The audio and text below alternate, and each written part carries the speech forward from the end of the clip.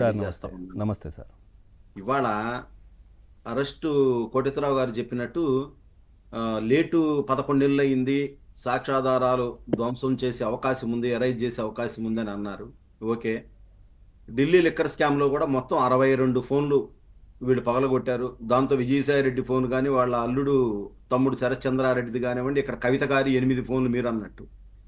ఈ ఫోన్లు అన్నీ పోయినా కూడా మొత్తం మళ్ళా వీళ్ళు వాడిన నంబరు తెలుసుకొని నంబర్ ద్వారా మొత్తం డీకోడ్ చేసి వాళ్ళు చేయగలిగారు, కంపెనీ నుంచి తెప్పించి. ఆ విధంగా చేశారు. వాళ్ళందరూ దాంట్లో దొరికిన తర్వాత రిమాండ్కి వెళ్ళారు మొత్తం కూడా.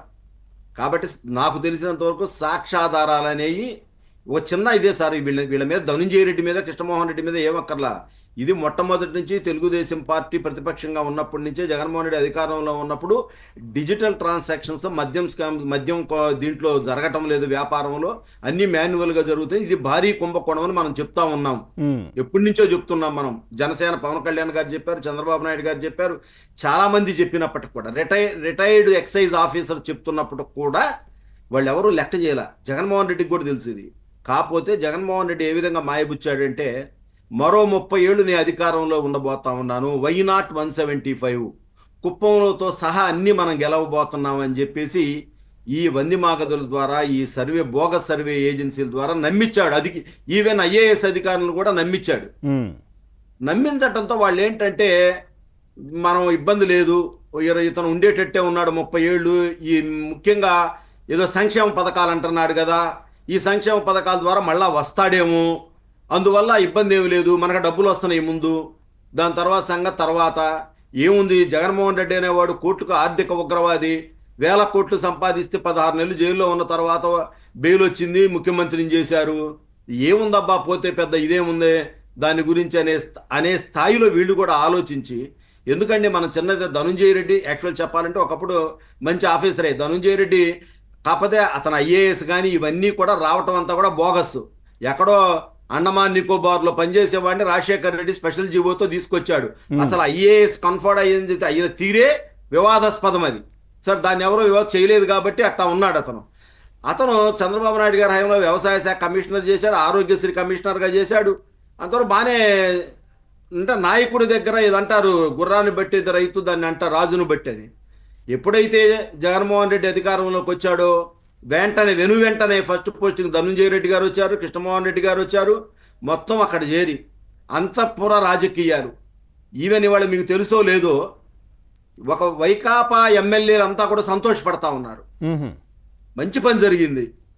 ఈ విధవలు మన కనీసం జగన్మోహన్ రెడ్డికి తెలుసో లేదో అంతా తెలిసినా కూడా అసలు మనమైతే కొన్ని విషయాలన్నా చెబుదాం అతనికి అని చెప్తే కనీసం ఇతను అపాయింట్మెంట్ కూడా ఇచ్చేవాడు ధనుంజయ రెడ్డి, కృష్ణమోహన్ రెడ్డి అవునట కూడబలుక్కొని, ఈ శాస్తి జరగాలి ఇతనికి అని చెప్పి అందరు.